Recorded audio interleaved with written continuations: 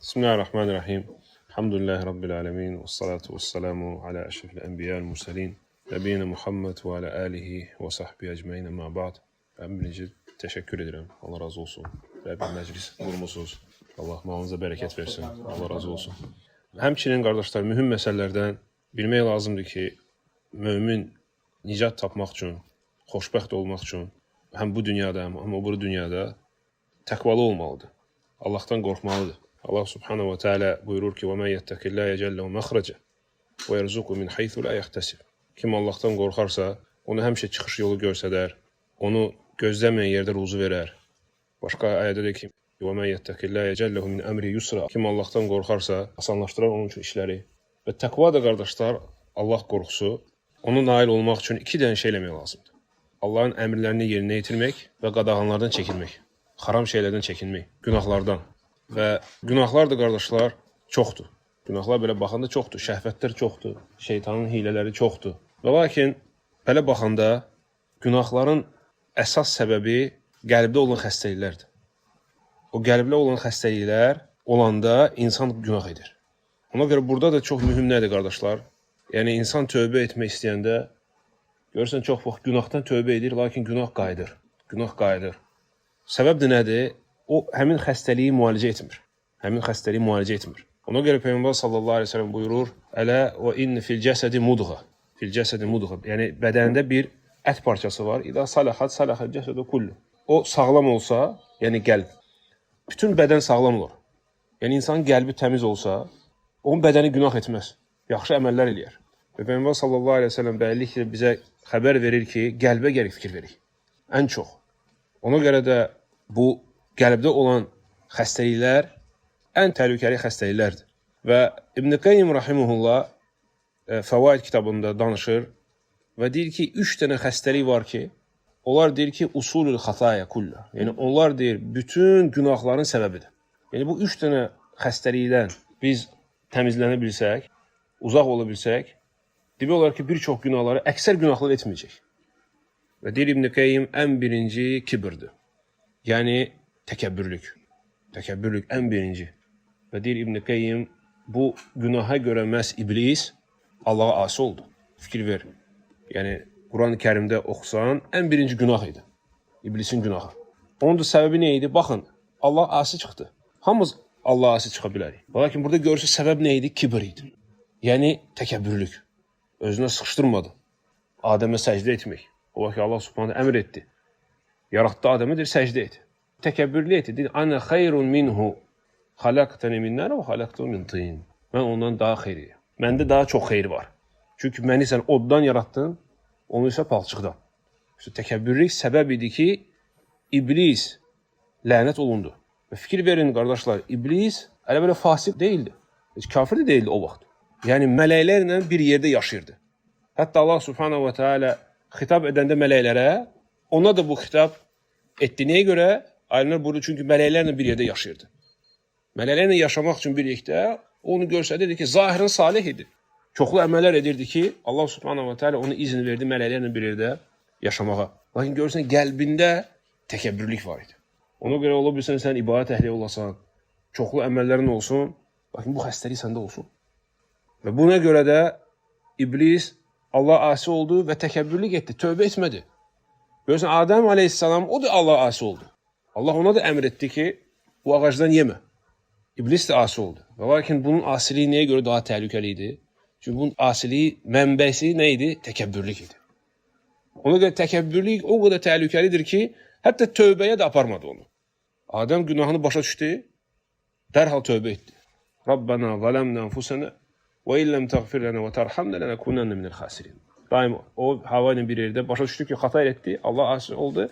Dedi ki, ey Rəbbimiz, biz günah etdik, sən bizi bağışlamasan, biz xəsarət çəkənlərdən olacaq.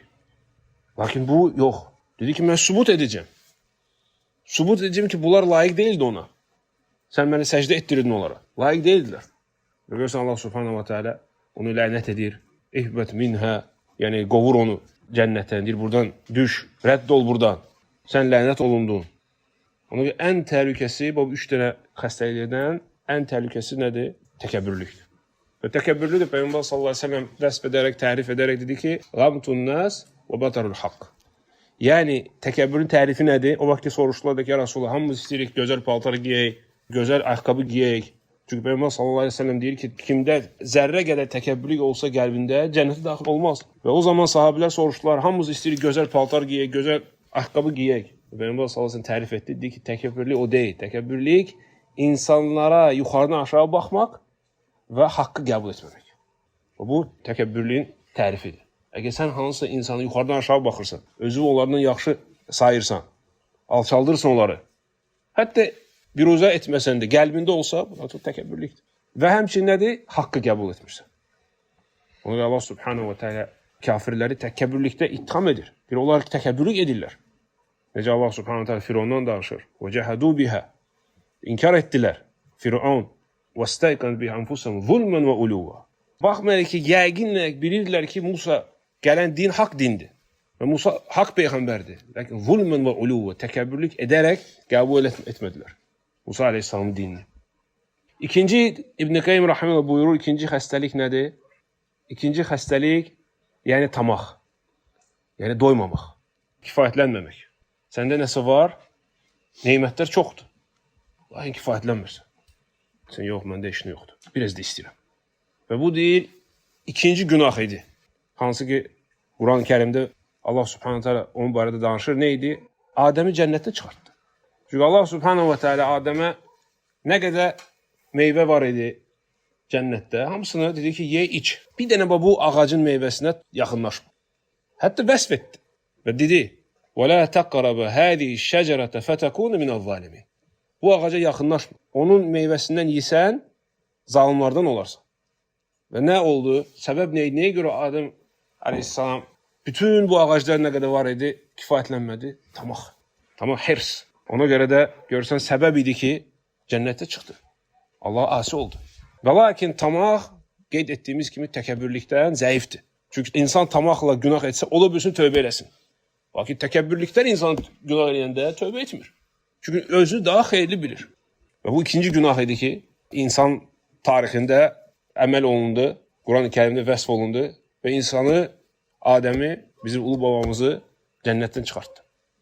Və fikir verin qardaşlar, bu tamaq, indi də baxanda nə qədər ətrafda problemlər var, hamısı problemi tamaqdır. Məsələn, günah deyirsən, niyə görə bu haram işə əl atırsan? Yox, deyir, bəs eləmir. O qədər nemətlər var, deyir, yox, bəs eləmir. Niyə görə insan oğruyur, oğurluq eləyir? Çox vaxt tamaqdır. Hər şey var. Yox, bəs eləmir, yenə də istəyir. Ona görə tamaq həqiqətən təhlükəli günahdır və yayılmış günahdır.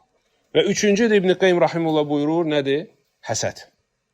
Üçüncü təhlükəli xəstəlik, qəlb xəstəlik həsəddir. Həsəd də üçüncü günah idi. Yəni insanın bəşəriyyət tarixində. O da nə oldu? Adəmin iki oğlu, Qabil Habil, Qabil Habili öldürür həsədə görə. Çünki o vaxt ki, Allah subhanahu wa ta'ala deyir, qurbanlıq gətirin. Allah qurbanlıq qəbul edəcək. Sonra Habilin qurbanlığı qəbul edir. Qabilin qəbul etmir. Və necə rivayətdə gəlir, kimin qurbanlığı qəbul olunur, o evlənir Adəmin qızına, o həsəd edir. Baxmayaraq Allah subhanahu wa ta'ala Quran-ı Kərimdə buyurur, İnnəmə yətəqəbbəlullahu minəl muttəqin. Allah kimin qurbanlığı, ibadətini qəbul edir? Təqvalı insanın. O da qəzəblənir, həsəd edir və qardaşını öldürür. Bax gör, həsəd nə dərəcə təhlükəli günahdır ki, insan öz qardaşını öldürə bilər. Ona görə alimlər buyururlar ki, həsəd ən çox yayılmış günahlardan biridir. Və dünyada baxsan, ən çox ədavət həsədə görədir. Çünki hətta qardaş qardaşını həsəd edə bilər. Doğma qardaşı. Hətta öldürür onu. Və həmçinin başqa alimlər buyurur ki, hətta iblis nəyə ki təkəbbürlük etdi? Hətta Adəmə həsəd elədi ki, necə oldu? Bu düzdür, birinci təkəbbürlük etdi, sonra da həsəd etdi. Allah əmr etmədi ki, mələklər mənə səcdə eləsinlər. Əmr elədi Adəmə. Hansı ki, o palçıqdan yaranır.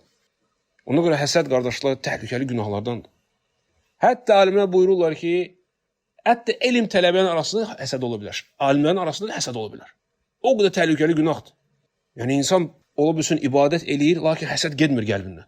Baxır ki, kimsə onun qardaşı hansısa qabağa gedir, həsəd edir. Ona görə, qardaşlar, İbn Qayyim bu üç dənə şey gətirir, sonra nə deyir? Deyir ki, rahimehullah buyurur, deyir, bu üç günahdan kim özünü qoruya bilərsə, bütün günahlardan, şərdən özünü qoruyacaq. Bütün günahlardan. Düzdür, biz hamımız günah edirik. Lakin biri var, günah yadımızdan çıxdı, nəsə etdik. İnsan bəşərdir. Hətta Allah subhanahu wa ta'ala müttəqiləri, Allahdan qorxanları, salih insanları vəsf edərkən deyir ki, "Ləzîne izâ fe'alû fâhişeten ev zalemû enfusuhum zekerullah." Onlar günah edirlər. Lakin onlar günah edəndə dərhal Allahı yada salırlar. Zekerullah və istəğfiru li zunubihim və dərhal istiğfar edirlər. Və men yəğfiru zunubi illallah. Allahdan başqa heç kim günahları bağışlamır. Lakin günahlar bu xəstəliklərə görə, bu qəlbi xəstəliyə görə olanda insan ondan tövbə etmir.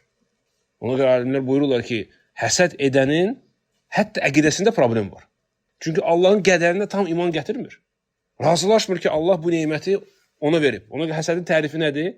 Sən istəyirsən ki, kimdənsə o nemət Allah ona verib, istəyirsən ki, o nemət ondan getsin. Səndə yoxdur deyənə, deyirsən, bunda da olmasın. Ya bizdən muzda olsun, ya səndə niyə var bu maşın? Məndə yoxdur, səndə də olmasın. İstəyirsən ki, o nemət getsin səndən. Ona görə deyirlər, alimlər, belə insan həqiqətin əqidəsində problem var.